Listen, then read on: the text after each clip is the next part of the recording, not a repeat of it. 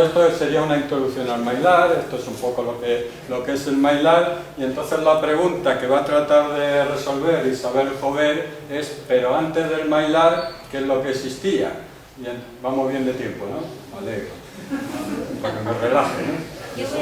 Y eso que era la introducción. Isabel, tienes que ir deprisa.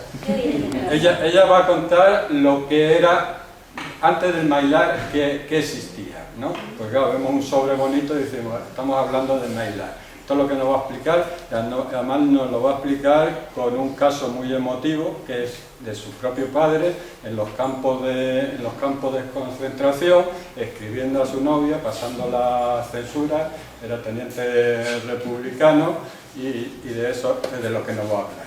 Pues ya está casi todo dicho. Venga.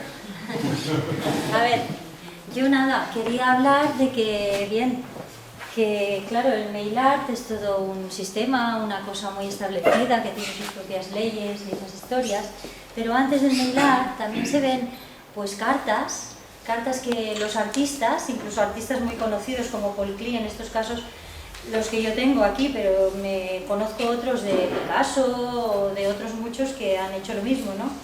Matisse, aquí, Kandinsky, pues que no se sabían resistir a la tentación esa de ver un sobre y de hacer algo interesante ahí, dejarlo volar por ahí, ¿no? El sobre. Y entonces pues existen estas, bueno, yo tengo aquí nada más que 3 fotocopias de estos casos que os enseño y que, bueno, este es de Paul Klee. Este es de Kandinsky y este último es de Matisse, Henri Matisse. Son, bueno, es visible, bueno, aquí falta un trozo que es donde va el sobre, ¿no? Generalmente ellos sí que mantenían esa posición que tú decías, de poner el sello en el sitio, la dirección en el sitio, y el espacio que les quedaba pues lo llenaban con alguna cosita, algún dibujo o alguna historia, ¿no? Bueno, y luego hay pues el caso que yo os quería hablar, que es un caso muy personal, es el de mi padre, como ha dicho César, que él era teniente de transmisiones en la guerra civil y era del bando republicano, y claro, cuando acabó la guerra él pues quedó atrapado en un campo de concentración, ¿no?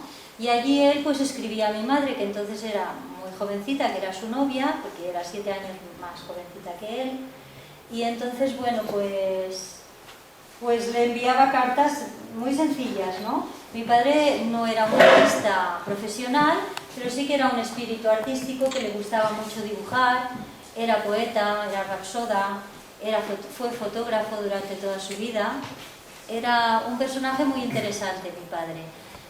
Lo recuerdo con inmenso cariño y por eso ahora es un placer para mí hablaros de él, ¿no? Yo creo que con estas cartas que yo había expuesto y que las tengo todavía allí en una vitrina que seguramente habéis visto, aquí tengo otras muchas, o sea, las tengo aquí. Sí, si quieres... Sí, enséñalas si quieres. Llévalas, que las vean. Pues estas cartas él las hacía, o sea, dejaban lo mismo que hemos dicho que de los pintores, o sea, ponía el sello en su sitio, el nombre en su sitio, y luego al ladito hacía un dibujito sencillo, pero muy emotivo. Entonces el cartero, mi madre me contaba, me explicaba que cada vez que venía una carta estaba muy contento el cartero, venía ilusionado y decía, mira hoy lo que nos ha traído, lo que nos ha hecho, ¿no? Lo que ha escrito, lo que ha dibujado. Y bueno, pues mi madre también estaba muy ilusionada, daba ilusión a la gente, y en aquella época, que era una época muy mala, de posguerra, de desgracias, gente que había perdido a sus familiares, mi madre misma, sus hermanos, en la guerra, pues esto era un pequeño consuelo que recibían, un pequeño... Pues algo muy bonito, ¿no? Que bueno, pues aquí está. Mi padre pues tenía que pasar por la censura y a veces en algunos de los sobres se ve que el pobre hombre tenía que escribir Viva Franco y Arriba España, cosa que él como republicano no sentía en absoluto, ¿no? Pero se lo hacían escribir porque si no, no pasaba su carta, ¿no? Entonces el hombre pues lo hacía, ahí obediente, ¿no? a lo que le tocó en aquel momento. Mi padre pasó sus últimos años de vida, que fueron 12, con nosotros viviendo, y fue para él aquello una segunda juventud.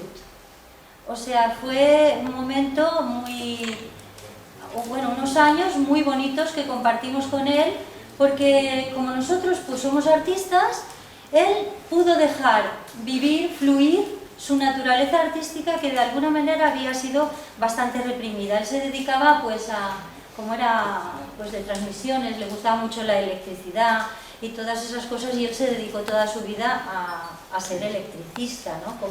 como profesión, ¿no? Era un electricista.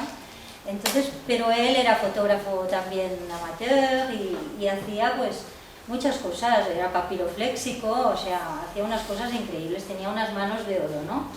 Y bueno, este hombre pues vivió con nosotros y hizo un montón de cosas bonitas que bueno, ¿cómo explicaros? Es igual, ya está, os lo digo y ya está.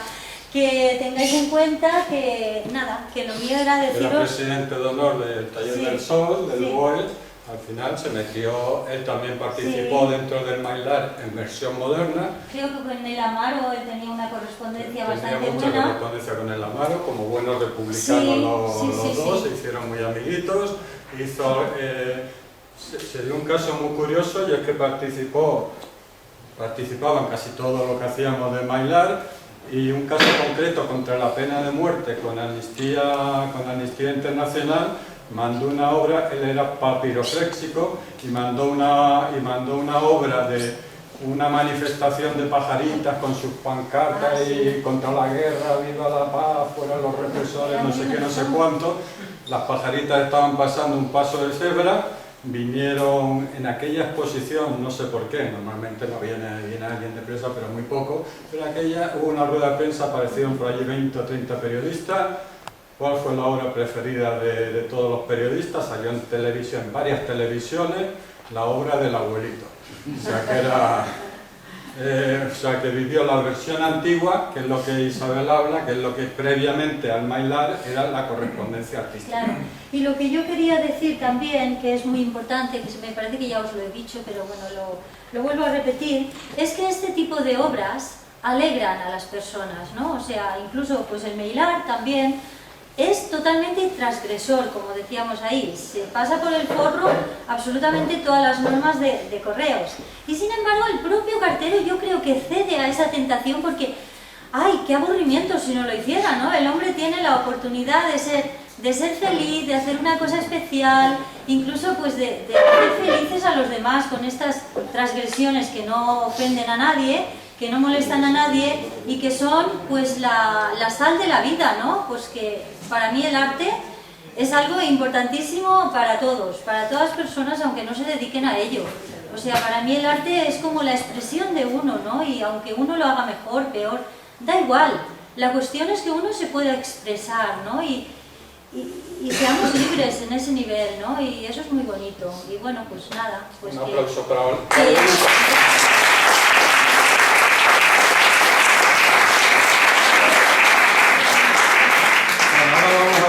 Vamos bien de hora, Antonio. ¿Y cómo se llamaba ese hombre? Muy bien dicho. Se llamaba Carlos García Tomillero, porque yo soy Isabel Joubert, pero yo es que he adoptado artísticamente el nombre de mi madre, que ya veréis las cartas que pone María Joubert, ¿no? Porque es mi madre.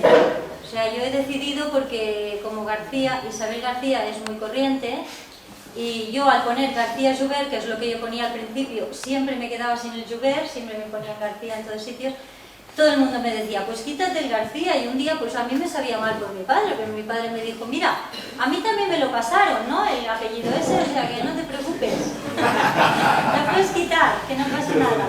Y entonces así también le doy un honor a mi madre, que me parece que las mujeres, pues no sé, también tenemos derecho a que nuestro apellido pues perpetúe un poquito, porque pues a fin de cuentas somos las que más trabajan, a la hora de traer a alguien al mundo, y pues las pobres, nadie se acuerda de ella. a ver, pues así. Y mi abuelo, que decía, tenía 3 hijos que murieron los 3 en la guerra, y mi madre, que era la más pequeñita, Mi abuelo decía siempre, yo no perderé el apellido, y el hombre lo estaba perdiendo, y digo, bueno, pues conmigo al menos, si es que algo de lo mío perdura, estará ahí el apellido de mi abuelo. O sea que... ¿Queréis preguntar alguna cosita más sobre este tema? ¿Conocería algún cartero que de forma consciente e intencionadamente le haya gustado intervenir a lo largo del trayecto de un sobre, yo qué sé, incluirse también, porque si yo fuera cartero, si yo a mí me llega un sobre de ese tipo, yo lo llevo a mi casa, le hago algo y después lo vuelvo a entregar. Esto quizá... Hombre, carteros mailartistas no es fácil, ¿eh? No es fácil. Voy a contar porque yo hago convocatoria de mailar, conozco a muchísimos funcionarios de correos, carteros y no carteros. Tengo un archivo de arte, correo y de poesía visual y curiosamente hay varios carteros que han mandado obra, que han colaborado, pero no quieren ir al archivo museo porque está lleno de infracciones. Claro, es que es un problema para ellos. Claro, ellos van allí y se encuentran con todo lo que no se puede hacer. Si encima le hacen fotos, sale algún reportaje o lo que sea, es un problema. Por lo tanto, el tema es delicado. Dejamos la pregunta en stand-by. Se puede contestar, hay algunos y tal, pero es verdad que es un tema delicado. Hombre, está el caso de Francisco. Paco, tú cuando trabajabas... Vale. Yo pertenecía al Ministerio de Gobernación. Ajá. Y... no puedo hablar. No puede hablar. Tiene algo que sellar. Hasta aquí hemos llegado. ¿Alguna otra preguntita? De todas maneras, correos ha cambiado mucho en estos últimos 20 años. No tienen que ver nada los carteros de hace 20 años a los de ahora. Si te descuidas, un día en ir a recoger una cosa te lo devuelven automáticamente, o que no se moleste. Sí, Yo recuerdo en Mérida que ya no era para mí, cuando llegaba una cosa extraña que no sabían descifrarlo, decían, pues será para Antonio. Ahí me llamaban a ver si era mío o no era mío, y no era mío, no era para mí. El que descifraba la carta, a lo mejor el envío era yo. La cosa no es fácil, ¿eh? Contaba José Luis el caso del pulpo, yo cuento el caso de una rebanada de pan, que la metieron, esto no lo pasan por ventanilla, porque para ahorrarse el problema del pulpo, de dónde poner los sellos, lo meten en el buzón y a ver qué pasa. Ellos están experimentando. La rabanada la devolvieron, pero imagínate el número, un cartero, un funcionario de correo con sus rabanadas al destinatario con un sobrescrito oficial porque usted ha incumplido el reglamento según el punto no sé qué, y para casi coste firmamos el proyecto, joder, un numerito. Yo he recibido cartas con denuncia, y he tenido que pagar la multa para recuperarla, y también una publicación que yo hice, ya no recuerdo, lo publicó Vicente Ferrer en Media Vaca en Valencia. Ajá. Se llamaba Día del Sello. Yo mismo me escribía a mí mismo, pero en vez de sellos utilicé para eso los primeros catálogos de revistas pornográficas. Yo recortaba las películas y los ponía como sello. Lo dejamos, la campaña. Bueno, tú cuando veas casos como Antonio Monterroso, cuando veas casos como este, tú haces así al reloj. Hay que tener en cuenta una cosa, que gracias al MyLab, pues generalmente nosotros cuando recibimos un sobre normal, el sobre va a la papelera. Sí. Nos quedamos con el contenido, pero nadie colecciona los sellos, los sobres de Caja Madrid. Vamos, quiero decir, puede haber enfermedades patológicas acuciantes, ¿no? Que tal, pero no sé. Pero sin embargo el MyLab hacemos todo lo contrario, conservamos el sobre. El sobre. Y eso, la papelera española tendría que reconocer a los mailartistas la función que están haciendo, que dentro de 200 años se pueda saber toda la tipología de sobres que existía en el siglo XX. conservamos el sobre. Hay también una fascinación, nos pueden acusar de superficiales porque conservamos el sobre, pero que no se dan cuenta es que el sobre lo que ha hecho ha sido sacar el interior al exterior. El sobre mailartista, que le ha dado la vuelta. Ya... ¿Estamos bien de tiempo, Antonio? Pero un segundito, es que ya no me resisto. Igual que devuelvo la rebanada de pan, igual que 10 años después, recibo una berenjena. Pero una berenjena tal cual. O sea, la barra de pan, la rebanada era tal cual. O sea, era de estas cortadas así en loncha, con un lacito, con el sello puesto, con la dirección bien puesta, y eso hubo que devolverlo. 10 años después recibo una rebanada, entonces tenía el apartado de correos, abro el apartado de correos y me encuentro la berenjena. Encuentro con su sellito, la letra incrustada en la berenjena, pero bien puesta. Pero lo más interesante de todo es que cuando cojo la berenjena, detrás de las ventanillas soy unos aplausos.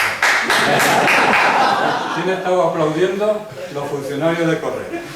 ¿Y qué funcionarios de correos? Los que no habían conseguido que la rebanada de pan circulara. Una reforma que se había prolongado 10 años. Eso es el arte postal. Ahora nos ponemos a trabajar ya. Claro, el tema da, si la charla fuera de MyLab, pues continuaríamos. Pero como la charla va de BOEC 861, con permiso. Esa tapa la imagen. A ver, ponte. ¿La tapo yo? No. ¿Sabemos la tapa?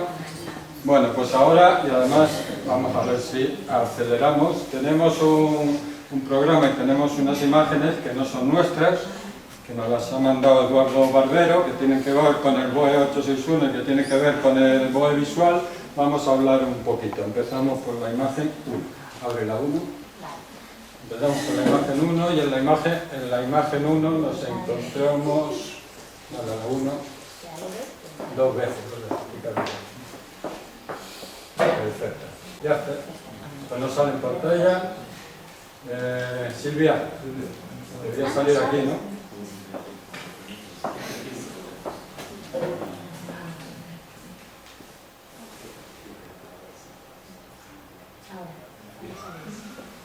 Perfecto.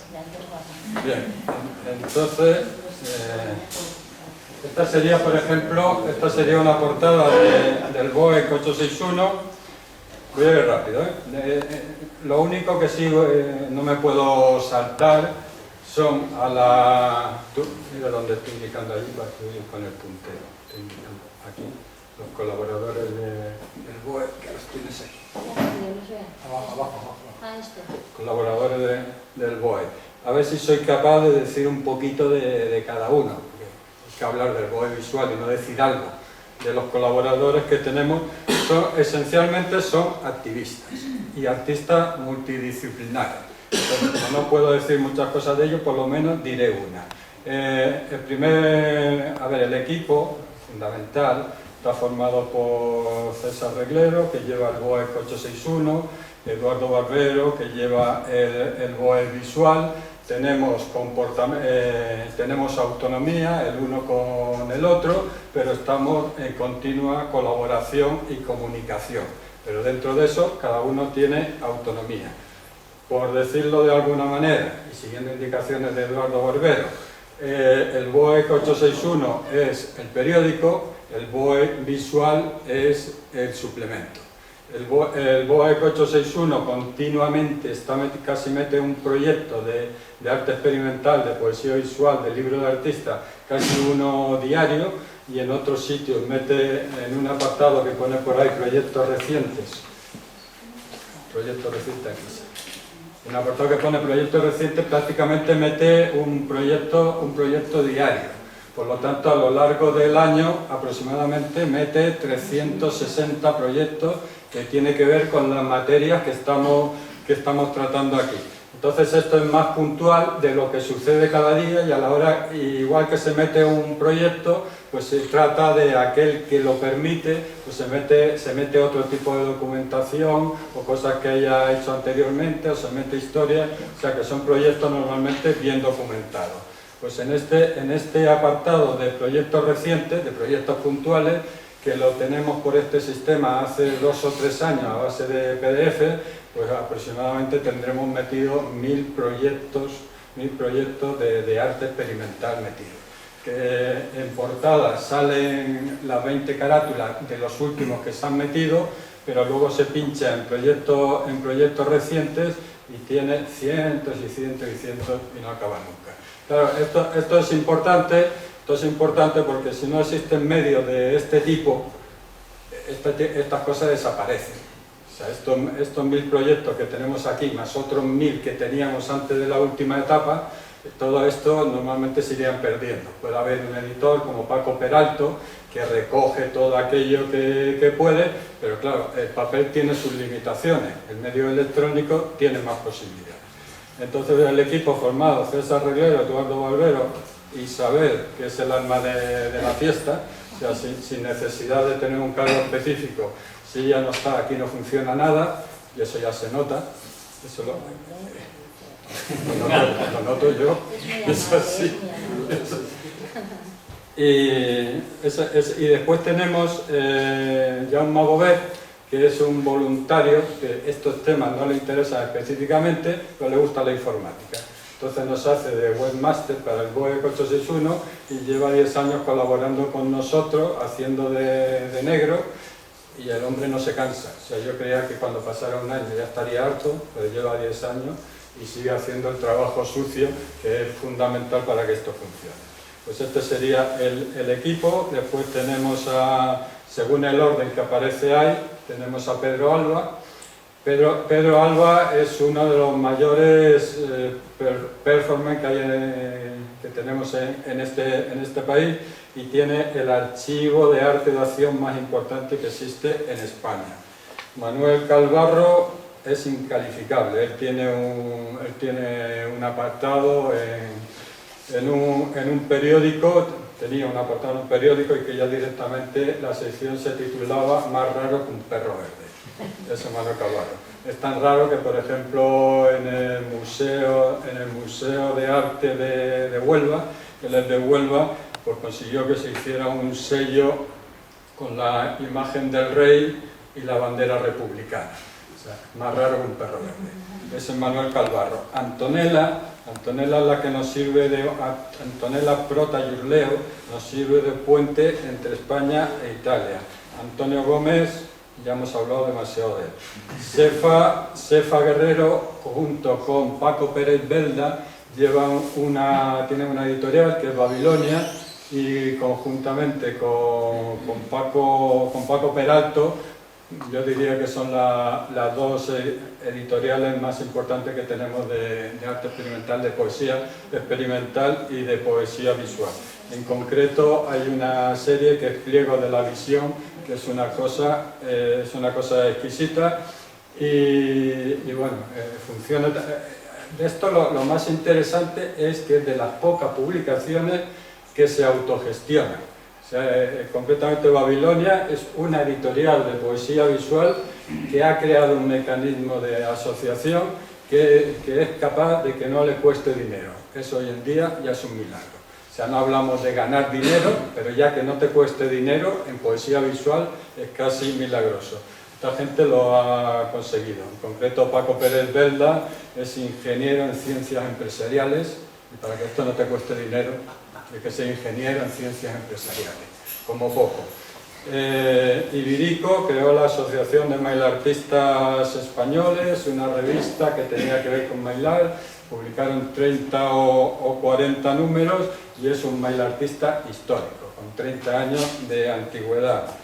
Después tenemos Isabel, que ya hemos hablado de ella, y después tenemos Isabel Lázaro. Isabel Lázaro tiene una tesina de Mailar que es probablemente de lo mejorcito que se ha escrito en Mailar.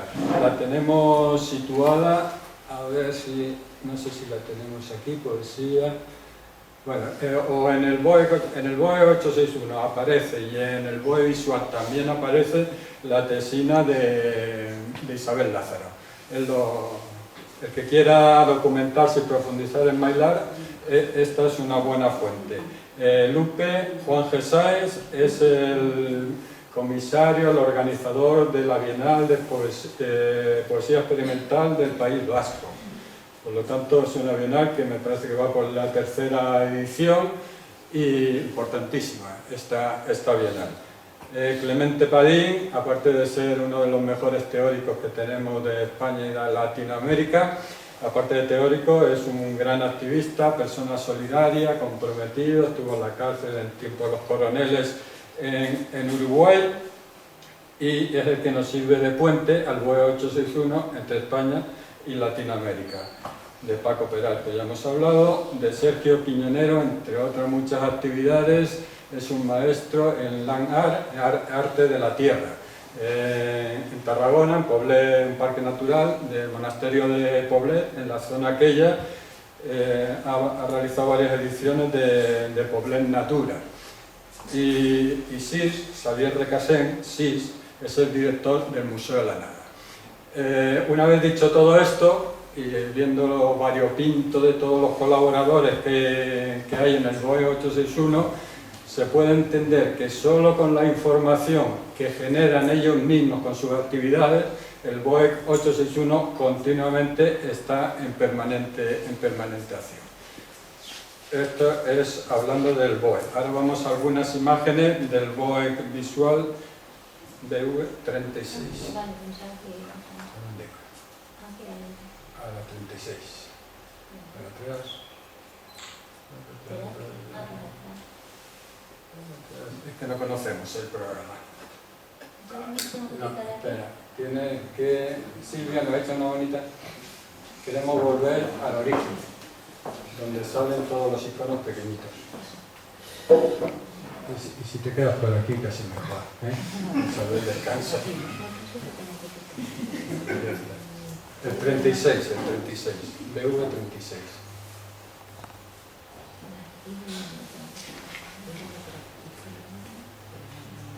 Ya está. No, es que vea los iconos pequeños.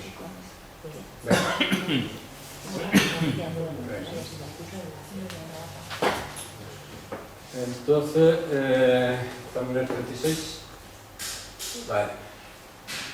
Curiosamente, en la comida lo estábamos hablando, la Universidad Miguel Hernández de Elche, no sé cómo, algo sí lo sé, porque el vicerrector tiene que ver con el Maylar y la poesía visual, Josep Sou, y bueno, quiso hacer un homenaje al BOE 861. Y además, concretamente, quería hacer un homenaje al BOE 861 por la utilidad, siempre que hablo del BOE 861, hablo del BOE 861 y del BOE visual, conjuntamente. Porque a partir de ahora, las imágenes que estamos viendo pertenecen al BOE visual. Arriba del todo del BOE visual, en el icono este, tenéis siempre el BOE 861, o sea, están interconectados. Si estáis en el BOE 861, arriba está el BOE visual, o sea que se va de un lado a otro sin ningún problema. Entonces la Universidad Miguel Hernández quiso hacer un homenaje y entonces éramos 14 colaboradores, que seguimos siendo, de vez en cuando hay alguna baja, se sustituye, se cambia, pero esto fue, ahí viene la fecha, enero, febrero del 2012. Los 14 colaboradores participaron, se hizo una exposición, se hizo muestras de